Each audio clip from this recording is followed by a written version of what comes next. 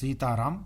हम अपने जीवन में जल्दी सफलता कैसे पा सकते हैं, इस पर आज हम बात करेंगे। वीडियो को पूरा सुनिएगा, अनुभव के साथ और प्रमाण के साथ बातें बताऊंगा। जब हम अपने पढ़ाई के बाद अपने जीवन में कुछ करने का प्रयत्न करते हैं, कहीं सफल होना चाहते हैं, तो हम उसमें सफल नहीं हो पाते। कई कई बार प्रयत्न करने के बाद भी हम असफल हो जाते हैं। तो इसका कारण क्या है? इसका देखिए, मुख्य कारण तो हमारे स्वयं के कर्म ही हैं। जो हमारे दूषित कर्म हैं, जो जाने अनजाने में, इस जन्म में नहीं तो पिछले जन्म में हमसे हुए हैं, जो हम किसी भी सफलता को पाने के लिए, किसी भी चीज़ को पाने के लिए बार बार प्रयत्न करते हैं परंतु असफल हो जाते हैं। मेरे जीवन में भी ऐसा ही रहा। हालांकि ऐसा नहीं है कि मैं बहुत बड़ा बिजनेसमैन बन गया हूँ, ऐसा नहीं है। परंतु जब से मैंने ये कुछ खास विधियाँ अपनाई, तब से मेरे जीवन में एक लक्ष्य निर्धारित हो गया, एक मार्ग मुझे प्रशस्त हो गया कि हाँ, मुझे जीवन में यही करना है। और उसमें मुझे अब सफलता भी मिलनी प्रारंभ हो गई है, काफ़ी हद तक सफलता मिलनी प्रारंभ हो गई है। तो कुछ खास विधियाँ जो मैंने अपने जीवन में अपनाई, वह मैं आपको बताना चाहूँगा। जब हम सफलता पाने का प्रयत्न करते हैं परंतु सफल नहीं हो पाते, तो अंदर ही अंदर बहुत, हालांकि जो मेरे उम्र के हैं, मेरे मित्रगण, वह जानते होंगे इस बात को, हम तो किसी से कह भी नहीं सकते और अंदर ही अंदर टूटते रहते हैं। परंतु यदि विश्वास मानिए आप मेरा, यदि आप ये कुछ जो विधियां हैं अपने जीवन में अपना लेंगे, तो निश्चित मानिए, विश्वास मानिए, निश्चित आपको सफलता मिलेगी, आपका मार्ग प्रशस्त होगा, क्योंकि ये पुण्य आपके पीछे आ जाएगा। तो ये विधियां क्या है, ये साधना कौन सी है? यह साधना है सेवा। सेवा है यह साधना। सेवा कैसे? किसकी साधना, किसकी सेवा? किसी की भी सेवा कर सकते हैं आप, जैसे कि मंदिर में सेवा, बेजुबानों की सेवा हो गई, किसी असहाय की सेवा, या नहीं किसी की तो अपने माता पिता की ही सेवा। यदि आप अपने जीवन में सेवा भाव जोड़ लेते हैं, सेवा भाव का मतलब मेरा यह नहीं है कि अपना सब कुछ लौटा दीजिए, 1000 10,000 का दान करिए और दिन रात किसी के यहाँ वो करना, ना ना ना, ये नहीं। सामर्थ्य अनुसार थोड़ा थोड़ा करना प्रारंभ कर दीजिए। आपके पास कोई, आसपास कोई भगवान का देव मंदिर है, तो उनसे, पंडित जी से कह दीजिए कि सुबह कितने बजे यहाँ की साफ सफाई होती है, मैं आकर उसमें सहयोग करूँगा।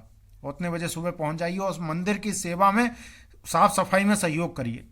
देखिए, आप अपने जीवन में आप बदलाव देख लीजिएगा।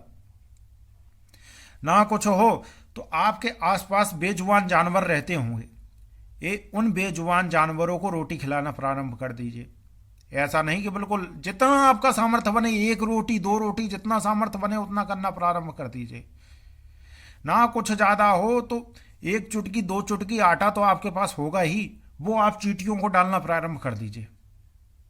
धीरे धीरे वहीं से आपको बढ़ेगा। आप 1 चुटकी 2 चुटकी डालना प्रारंभ करेंगे ना, धीरे धीरे आपका सामर्थ्य इतना बढ़ जाएगा कि आप बोरियां की बोरियां पूरे शहर में बंटवाने लगेंगे।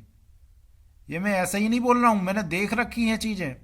और हालांकि आज ऐसा नहीं है कि मैं बहुत बड़ा अंबानी बन गया हूँ, ऐसा कुछ नहीं है। परंतु जब से मैंने भी यह विधि अपनाई, तो मेरे जीवन में निश्चित बहुत सारे बदलाव हुए। और सबसे बड़ी बात है कि एक मार्ग मुझे प्रशस्त हो गया।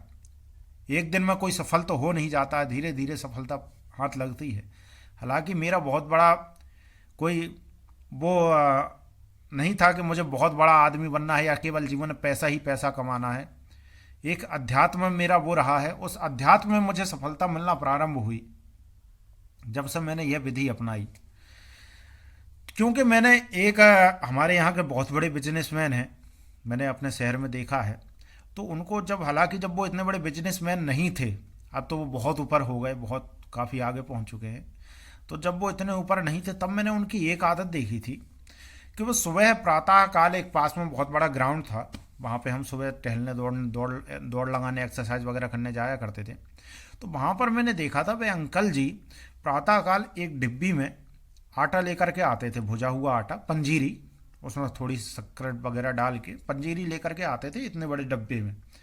और उस ग्राउंड में जगह जगह चींटियों के ऐसे बिल बने हुए थे, तो वहाँ पर वो उसमें चींटियों के उसमें फ़ोन में बात करते रहते थे, ये उनकी आदत थी, फ़ोन में बात करते, बिजनेसमैन व्यक्ति तो फ़ोन में सब सेटलमेंट करते रहते थे और जगह जगह चींटियों के जहाँ जहाँ बिल थे वहाँ पे वो आटा डालते थे। आप विश्वास नहीं मानेंगे, मेरे देखते देखते, मैं क्योंकि उनको बचपन से देख रहा हूँ और आज मैं इतना बड़ा हो गया, मेरे देखते देखते उन पे उस समय मात्र 2 बसें थी और आज की डेट में उनके पास लगभग 500 से ज़्यादा बसें होंगी, लगभग 500 से ज़्यादा। ये तो भला हो सकता है कि मेरी यह गणना कम भी हो, इतनी क्षमता है। हालांकि ये नहीं कि केवल चींटियों को आटा डालने से, उनके साथ उन्होंने मेहनत भी की। होगा क्या, जो मैंने अनुभव किया है ऐसा करने से होता क्या है, जो हमारे गलत कर्म हैं, जो हमारे गंदे कर्म हैं, हालांकि अपने जान पहचान जान मूझ के कोई नहीं करता, इस जन्म में नहीं तो पिछले जन्म में हमसे कहीं ना कहीं बुरे कर्म तो हुए ही हैं।